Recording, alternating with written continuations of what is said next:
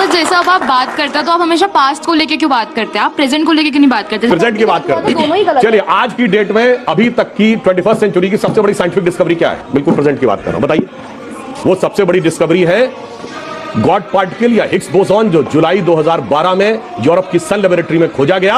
और जाके सन लेबोरेटरी की अगर आप लॉबी में देखेंगे तो वहां डांसिंग शिवा की नटराज की मूर्ति है, क्योंकि वहां का साइंटिस्ट ये कहता है कि अब now science has come to the conclusion that the perpetual creation and destruction of universe is like the cosmic dance of Shiva. और मैं चैलेंज करके कहता हूं, दुनिया की किसी साइंटिफिक लेबोरेटरी में किसी दूसरे धर्म के देवता या भगवान की मूर्ति साइंटिफिक थ्योरी को प्रेरणा देती हुई दिख रही हो तो मुझे बता दीजिए। Not bad, not bad.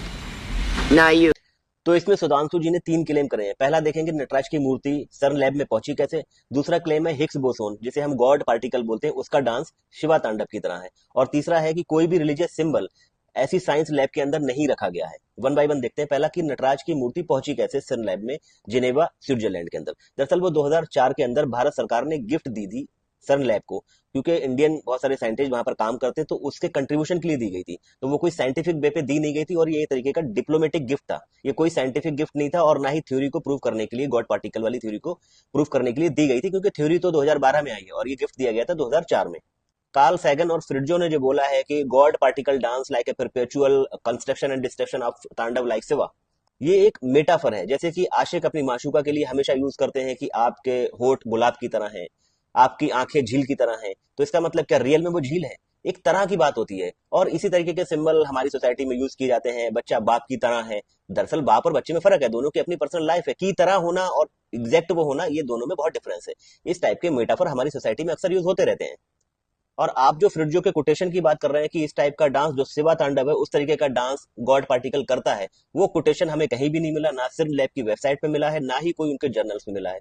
तो अगर आपको कहीं मिला हो या आप में से कमेंट सेक्शन में किसी को मिला हो तो मुझे कमेंट सेक्शन में बता देना, मैं उसे ऐड कर लूंगा। अब आते हैं हिग्स बोसोन गॉड पार्टिकल पे। दरअसल गॉड पार्टिकल सर्न लैब में 2012 में जरूर कंफर्म किया गया था, लेकिन इसकी प्रिडिक्शन 1960 में पीटर हिग्स ने और उनके साथियों ने पहले ही कर दी थी। 1993 में लियोन लीडरमैन ने फिर इसका नाम गॉड पार्टिकल रखा, जिसके बाद विरोध भी हुआ कि गॉड आपने क्यों नाम रख लिया, क्योंकि क्रिश्चियनिटी में भगवान को गॉड बोलते हैं।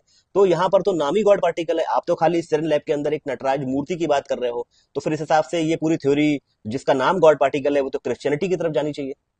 बट साइंटिस्ट ने इसका विरोध किया कि आप किसी धर्म से रिलेटेड कोई भी नाम नहीं रखोगे। और साइंटिफिक जर्नल में आज भी ये नाम हिग्स बोसोन के नाम से ही पढ़ा जाता है, मेटाफर के रूप में। जैसे आप यूज कर रहे हो, ऐसे ही मेटाफर के रूप में गॉड पार्टिकल कहा जाता है, लेकिन जब भी रिसर्च में लिखा जाएगा तो हिग्स बोसोन ही लिखा जाएगा।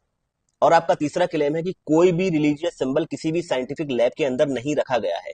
तो अपोलो मिशन जो चांद पे आज भी मौजूद है, उसके अंदर बाइबल की वर्सेस बाइबल की आयतें रखी हुई हैं। अभी जो नासा ने मार्स मिशन भेजा है उसके अंदर कुरान की आयतें मौजूद हैं। इसका मतलब क्या? भगवान बुद्ध की स्टेच्यू बहुत कम ऐसी साइंटिफिक लैब्स होंगी जहां पर ना मौजूद हो। कोरिया में, चाइना में, जापान में बड़ी बड़ी यूनिवर्सिटीज के जो साइंटिफिक डिपार्टमेंट है उनके अंदर भगवान बुद्ध की मूर्ति रखी मिलेगी। किसी भी धर्म की कोई चीज साइंटिफिक थ्योरी को प्रूव करते हुए नहीं मिली, आपका ये भी क्लेम है।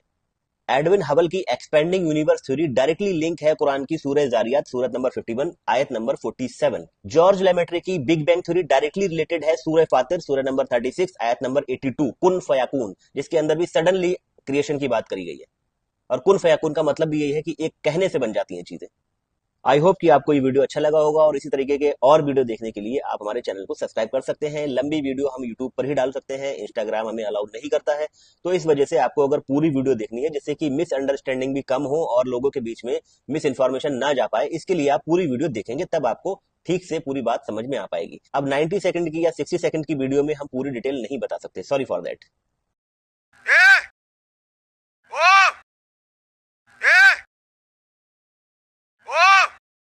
Oh.